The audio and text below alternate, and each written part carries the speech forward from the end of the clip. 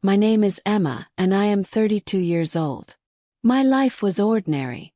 I had a stable job, a cozy home, and a husband, Liam, whom I deeply loved.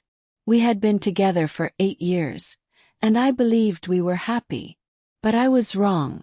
One evening, as I prepared dinner, I waited for Liam to come home. He had been coming home late often, and a sinking feeling had begun to settle in my heart. Something was wrong, but I refused to believe it. When he finally arrived, his face was tense. He didn't kiss me. He didn't smile. He sat at the dining table, his eyes avoiding mine. "We need to talk," he said. My hands trembled as I set the spoon down. My heart pounded in my chest. "What is it?" I asked, my voice barely above a whisper. Liam looked down as if ashamed. "I don't love you anymore." His words hit me like a punch to the gut. My breath caught in my throat, my world tilting beneath me. "What?" I whispered, barely able to process his words. "I'm sorry, Emma," he said. "I never wanted to hurt you." I stared at the man I had loved, the man I had trusted with my heart. And now he was shattering it into pieces. "I met someone else," he continued. "It wasn't planned. It just happened." Tears burned in my eyes as my hands clenched into fists. "It just happened." My voice shook. "Love doesn't just happen. Betrayal doesn't just happen." I stood up, unable to bear sitting there any longer. "So what now?" I asked, my voice barely steady. Liam sighed, running a hand through his hair. "I'm leaving." And just like that, my world crumbled. I watched in silence as he packed his bags, my face wet with tears I didn't bother to wipe away. He took his clothes, his books, his watch. I wanted to scream. I wanted to throw his things out the window. I wanted to beg him to stay. But I did nothing. Standing by the door, he hesitated. "I'm really sorry," he whispered. I said nothing. He sighed, opened the door, and walked out. I listened to the sound of his car driving away. Then I was alone. And I broke. I cried until my whole body ached. For days I felt lost. I hugged my knees to my chest, rocking back and forth in the darkness. I cried until my head throbbed and my throat burned. And then there was nothing. Just emptiness. The next morning, for a brief second, I forgot. I reached for Liam's side of the bed, only to find it empty. And then reality crashed over me like a tidal wave. I wandered through the house, but everything reminded me of him.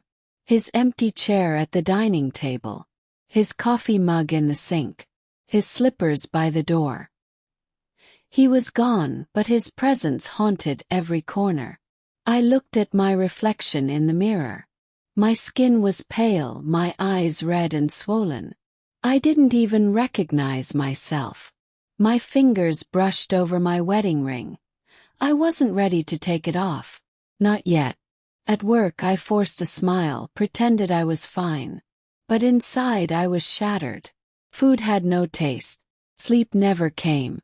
And every time I closed my eyes, I saw him. Nights were the worst. The bed felt too big, the silence too loud. I held my pillow and cried myself to sleep. Sometimes I picked up my phone wanting to text him. But I never did. One day I went to the store. As I walked past a coffee shop, I saw him. Liam. He was sitting with a woman, young, beautiful. She laughed at something he said, and he looked happy. So effortlessly happy. My stomach twisted. My hands turned ice cold. I wanted to run. I wanted to scream. But I just stood there, frozen, watching. Then he looked up. Eyes met. For a second I saw something flicker across his face. Shock, guilt, pity. I didn't wait to find out what it meant.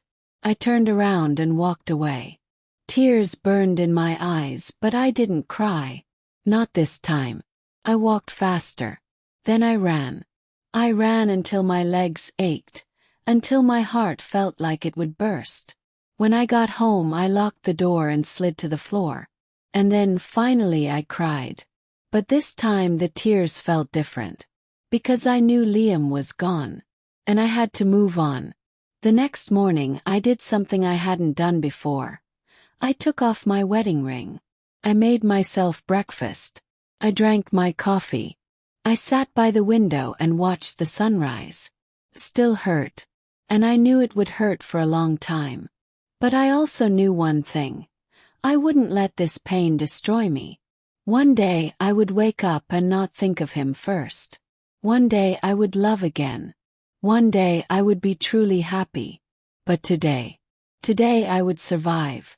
Thank you for listening to this story. Life is full of difficult moments, but every ending is also a new beginning. No matter how hard the pain feels, time heals, and happiness will find its way back to you. If you enjoyed this story, please like, share, and subscribe for more emotional stories. Your support means the world. See you in the next story.